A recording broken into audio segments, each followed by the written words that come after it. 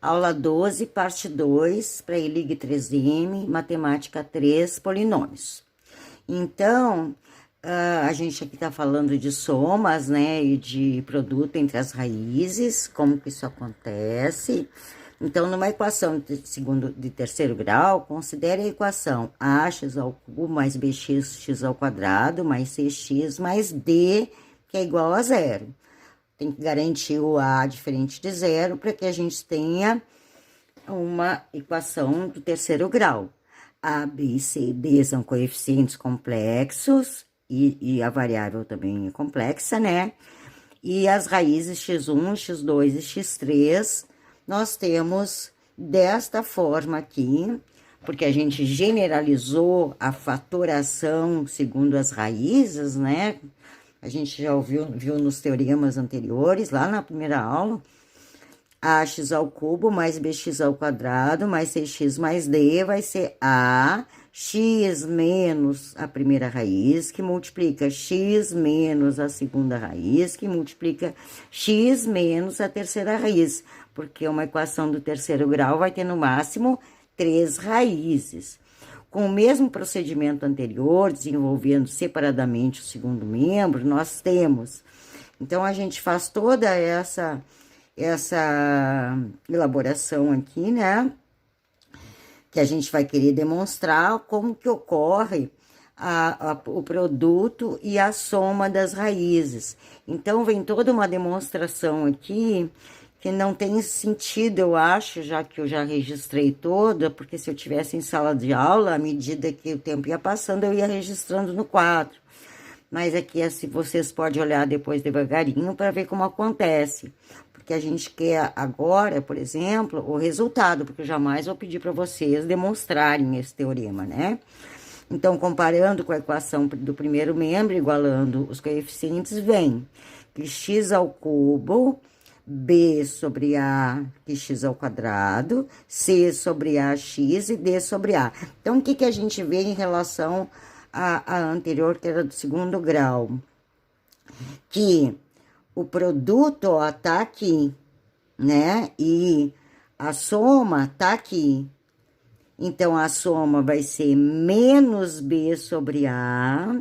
E como o grau deste polinômio é ímpar, nós temos que o produto entre eles é menos d sobre a. Cuidado, então, porque essa demonstração toda vai nos mostrar exatamente isso. Por que antes a soma era menos b sobre a e o produto era d sobre a?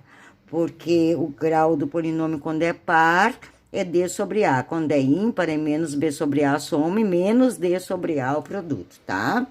Então, no exemplo aqui diz assim, encontre a soma das raízes da equação 6x ao cubo menos 44x ao quadrado mais 103x menos 77.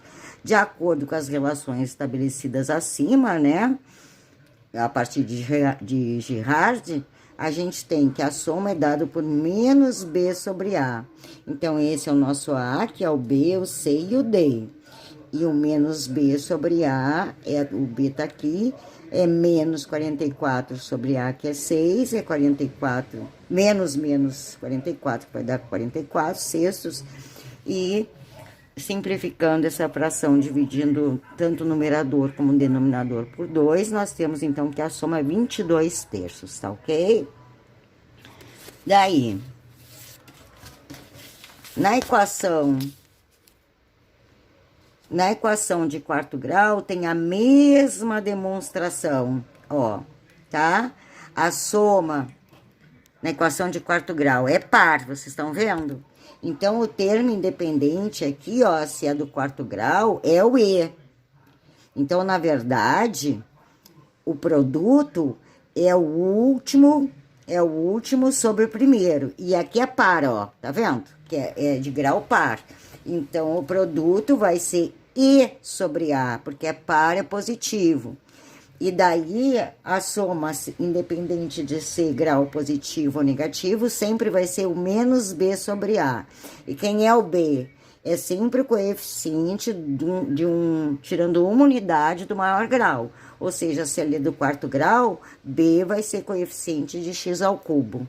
Estão vendo lá, ó, B é coeficiente de x ao cubo. Então, eu tenho, se é do quarto grau, vai admitir no máximo 4 raízes distintas, né? Então, vai ser menos B sobre A. E aqui, o produto, já que é par, é C sobre A. Então, é isso aqui que a gente precisa saber, ó. Tá? Então, porque o SP3 aqui, ó, representa a soma dos produtos das raízes 3 a 13. A gente sabe que, neste caso, nós, é de quarto grau, vai ter no máximo de 4 raízes, ainda que uma delas seja zero. Tá? E essa decorrência permite escrever as relações de Girard para qualquer grau. Se o grau é par, o produto das raízes é sempre positivo, que é aquilo que eu falei lá no iniciozinho, tá? Legal? Então, aqui a gente termina a parte 2, né, da nossa aula 12.